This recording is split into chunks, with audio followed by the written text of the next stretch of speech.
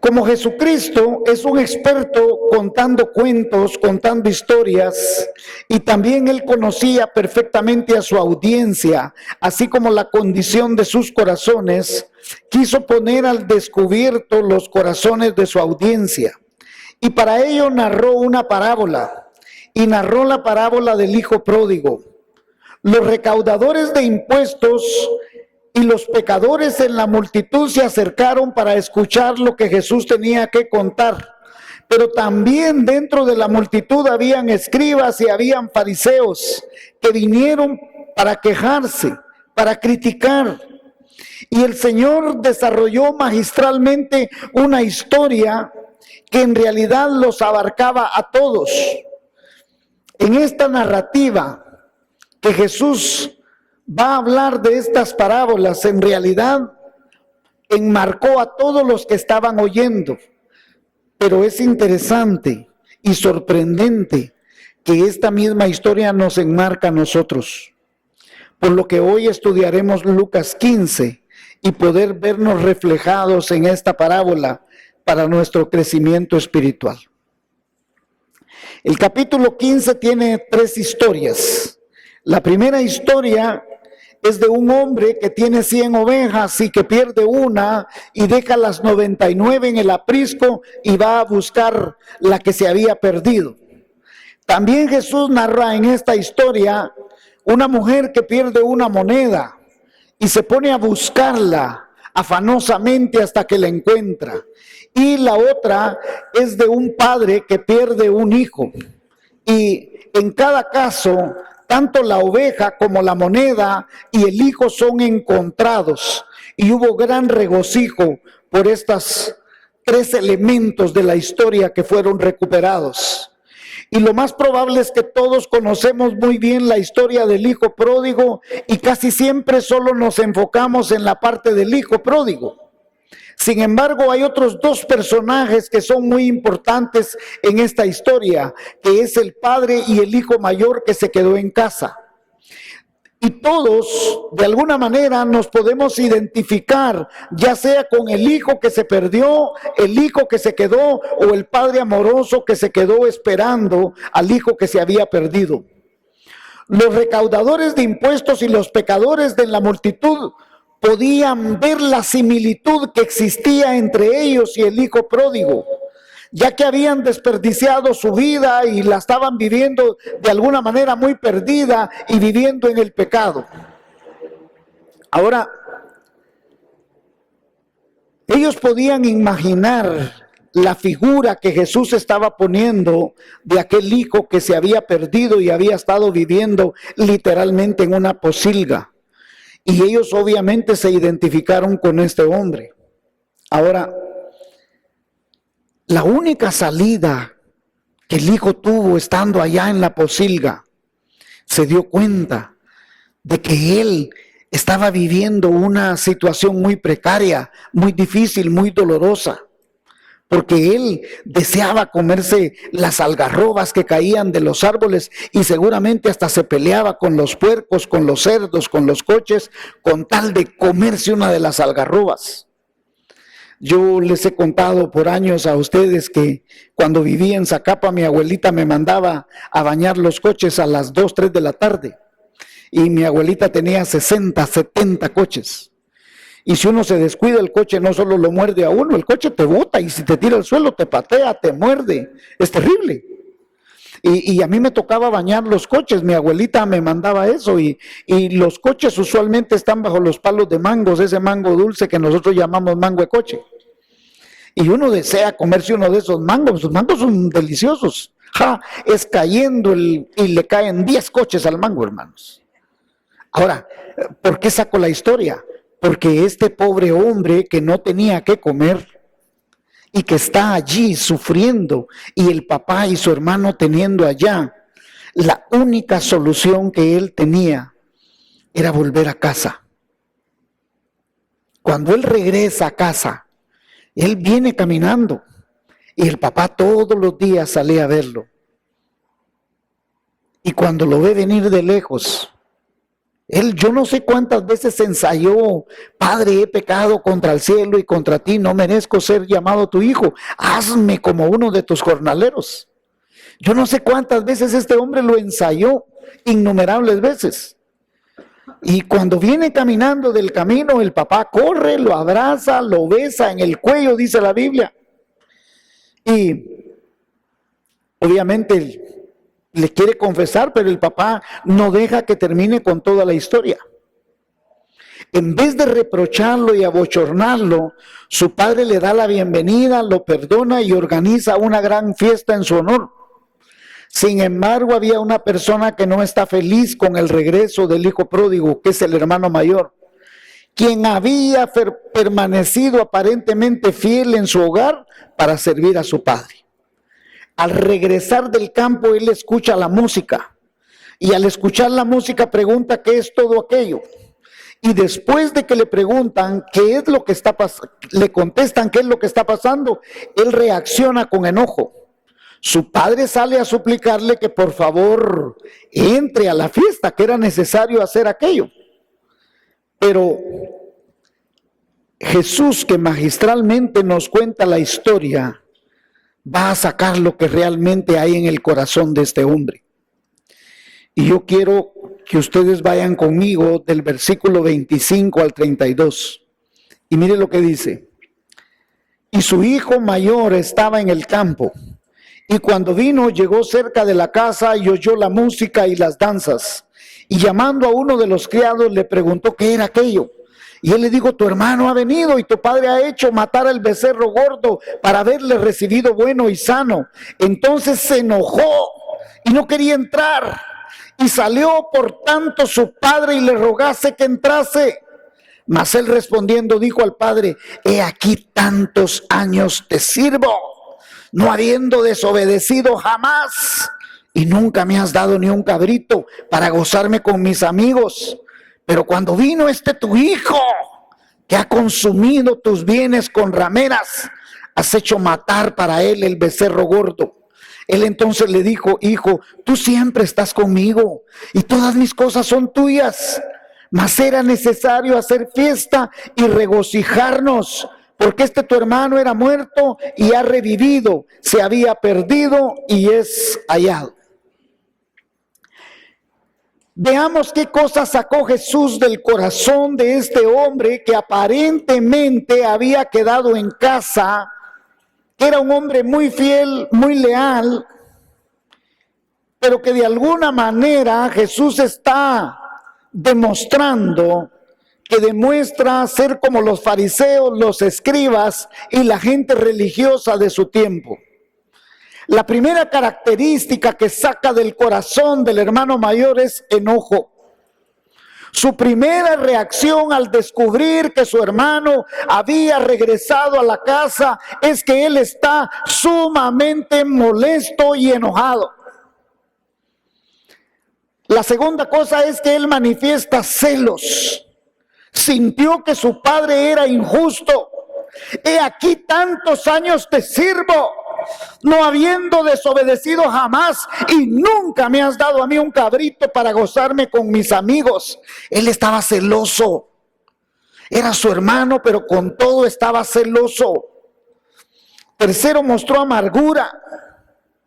Pero cuando vino este tu hijo, que ha consumido tus bienes, has hecho matar el becerro gordo.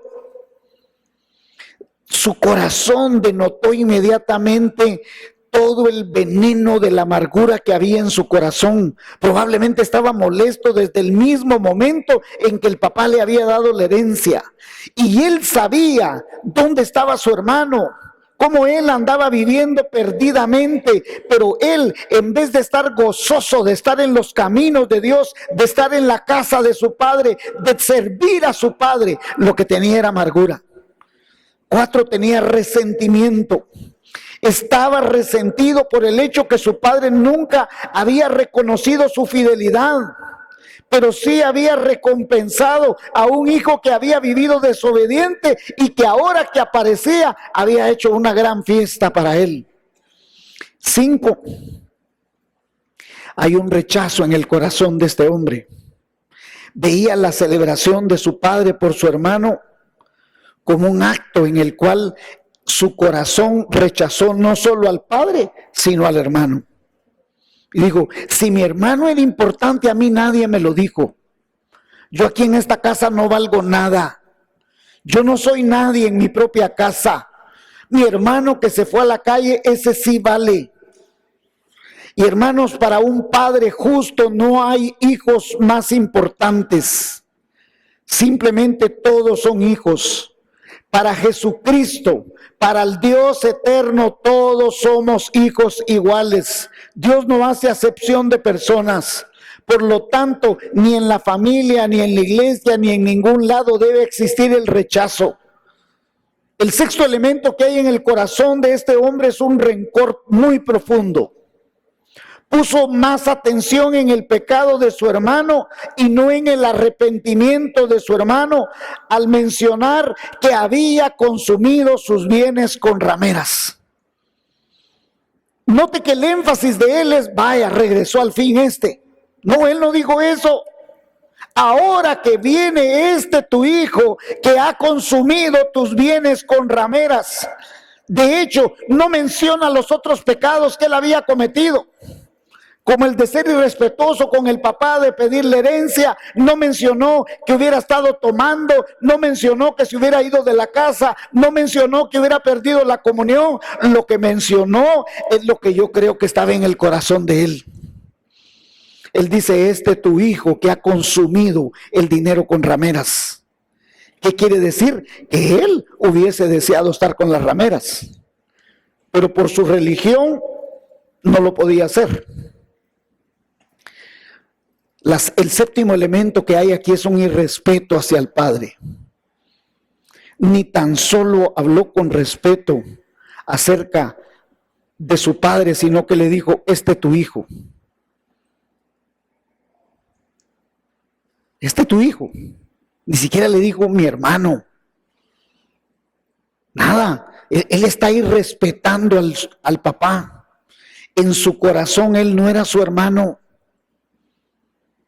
Y hermanos, cuando nosotros en nuestro corazón estamos realmente dándole muerte espiritual y emocional a un hermano, es un asesinato, hermanos. Él está matando a su propio hermano al decirle, tu hijo. Y respeta al papá, y respeta al hermano, y respeta a Dios, hermanos. Ojo. Cuando usted irrespeta a alguien en la iglesia, usted está irrespetando a Dios. Cuidado, hermanos. Número 8. Le está recriminando. Culpó al padre por nunca haberle hecho una fiesta. A mí tú nunca me has organizado nada. No me celebras nada. Yo trabajo de sol a sol. Mira, ahora mismo estoy regresando noche y lo que me encuentro es que hay una fiesta y nadie me mandó a avisar siquiera que había una fiesta. Manuel está recriminando al papá todo lo que el papá ha hecho. Número 9. Es un hombre muy santurrón. Se consideraba libre de cualquier pecado. Tan libre se consideraba de pecado que podía acusar a su propio padre y acusar a su hermana. Él acusa despiadadamente a su hermano con el padre y se considera tan limpio de poderle recriminar su santurronería a su propio padre. Y el problema es que él está vertiendo todo el veneno posible sobre su papá y sobre su hermano. Número 10. Causticidad y mordacidad, hermanos. Es tu hijo que ha consumido los bienes con rameras. ¿Qué es una persona cáustica o mordaz? ¿Qué quiere decir? Bueno, es una persona que cuando habla lastima. Es tanto su resentimiento, su odio, su rencor, que lo que hace es cada palabra que habla lastima. Sus palabras llevan fuego.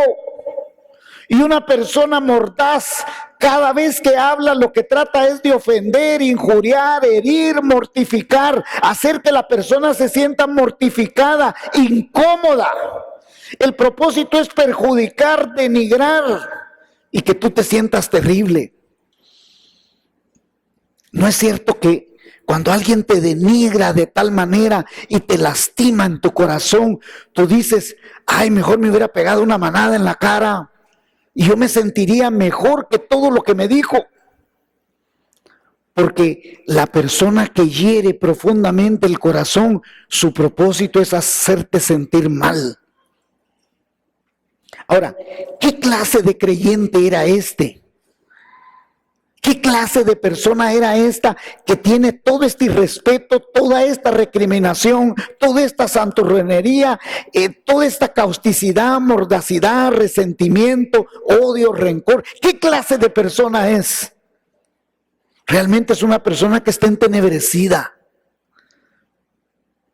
Y por otro lado, yo encuentro que este hombre tiene un desamor. ¿Y por qué tiene desamor? Porque él dice, tu hijo que ha vivido perdidamente gastando el dinero en rameras, quiere decir que él sabía dónde estaba el hermano, pero nunca lo fue a buscar, hermano. Y hermanos, verdaderamente es fácil criticar cuando otra persona está en pecado. Porque nosotros nos es muy fácil ponerle el dedo a la gente.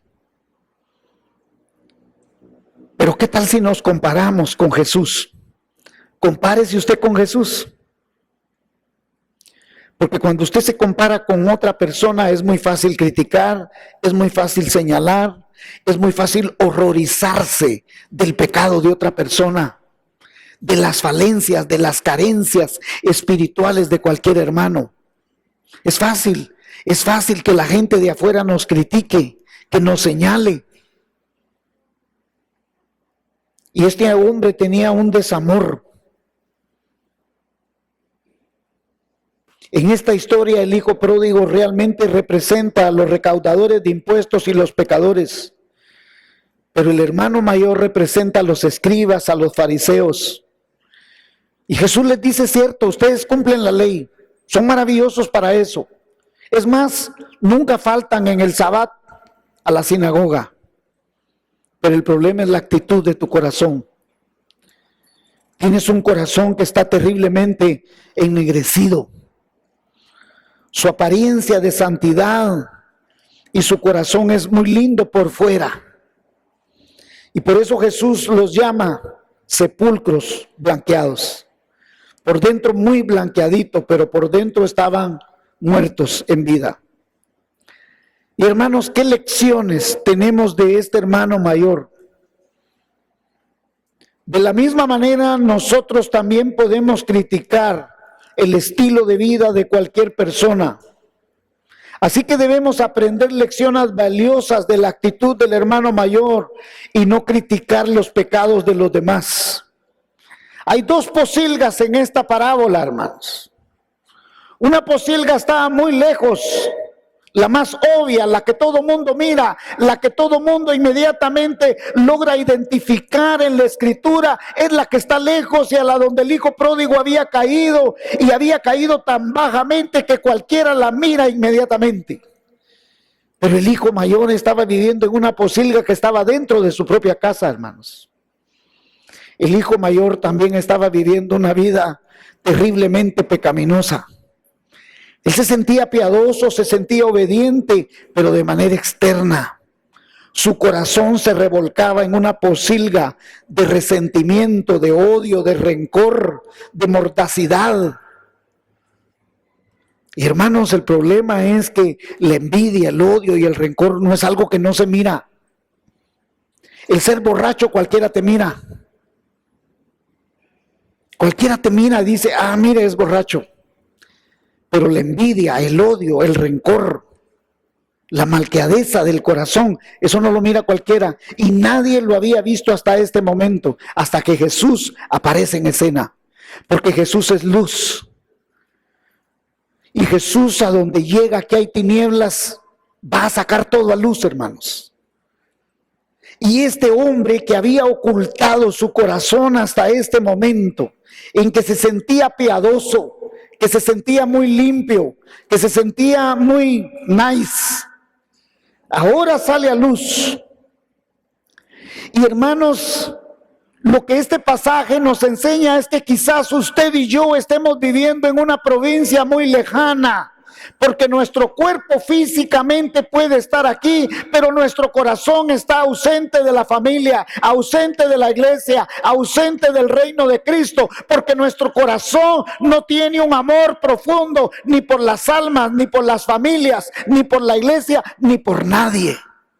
Simplemente es nuestro propio egoísmo, nuestra propia vanidad, nuestra propia manera de vivir. El hijo pródigo se fue del hogar para vivir sin restricciones. Pero aunque el hermano mayor se quedó físicamente en su casa, todavía se encontraba en una provincia lejana, pues su corazón estaba lleno de malas actitudes. Había permanecido físicamente en la familia, pero su corazón no estaba ahí, hermanos, ni espiritual ni emocionalmente. Su corazón realmente estaba ausente.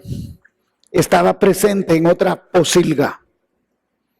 Uno de los hermanos alimentaba a los cerdos, hermanos, pero el otro hermano alimentaba con veneno el corazón. La senda de la libertad comienza cuando yo en lo profundo de mi corazón me veo reflejado en un espejo y digo, necesito la ayuda de Dios. Mi vida está en tinieblas. Miqueas capítulo 7, se los he leído varios domingos. Dice, aunque yo ande en tinieblas, tú eres mi luz.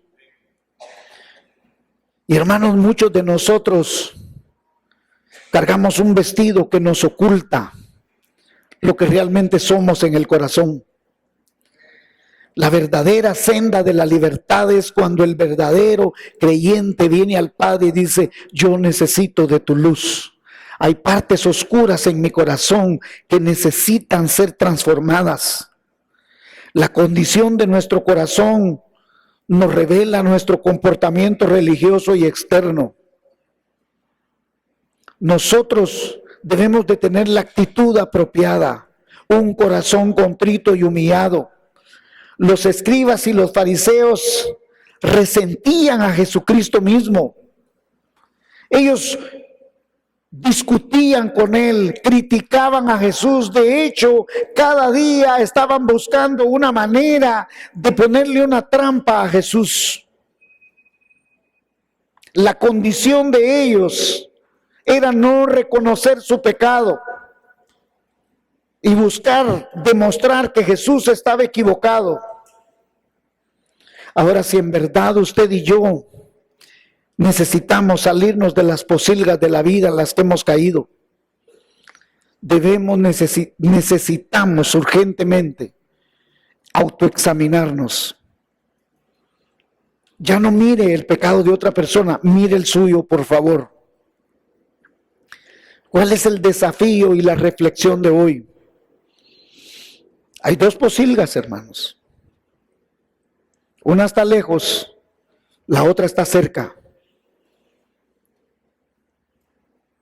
Si le preguntásemos a Jesús quién de los dos hijos estaba peor, creo que Jesús diría que el que se había quedado, porque el que se fue por lo menos reconoció. El que se fue dijo, no soy digno. Quizás usted está esta mañana visitándonos y dice, no sé qué hago yo entre tanta gente santa. Pero déjeme decirle que nunca Jesús rechazó a nadie. Toda aquella persona que vino con Jesús nunca regresó con las manos vacías. Jesús no rechaza a nadie, ni aún la prostituta, llevada a él en el acto mismo del adulterio, Jesús la condenó. Porque Jesús dice, yo no vine para condenar, sino para salvar al mundo. Y Jesús no te condena a ti, seas quien tú seas, hayas hecho lo que tú hayas hecho. Jesús siempre es luz, Jesús siempre es esperanza. Jesús siempre tiene sus manos extendidas, Jesús siempre tiene sus manos de gracia. para cualquiera de nosotros que nos volvamos a Él. ¿Con cuál de los hermanos nos identificamos más? ¿Y por qué nos identificamos con Él? Quizás usted y yo mismo, hermanos, hayamos caído en una pocilga. Pero Jesús quiere que usted y yo nos volvamos a Él de corazón y le digamos: Señor, aquí estoy. Necesito ser restaurado, transformado, restituido. Necesito encontrar paz en mi corazón.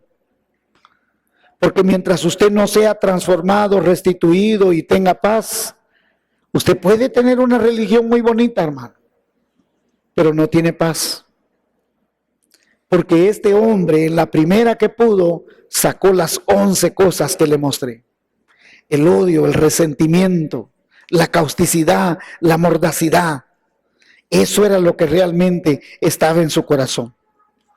Pero usted, hermano y hermanita, usted puede ser libre hoy. ¿Y qué debemos hacer? Confiésele a Jesús. Venga Jesús. Venga Jesús. Amén.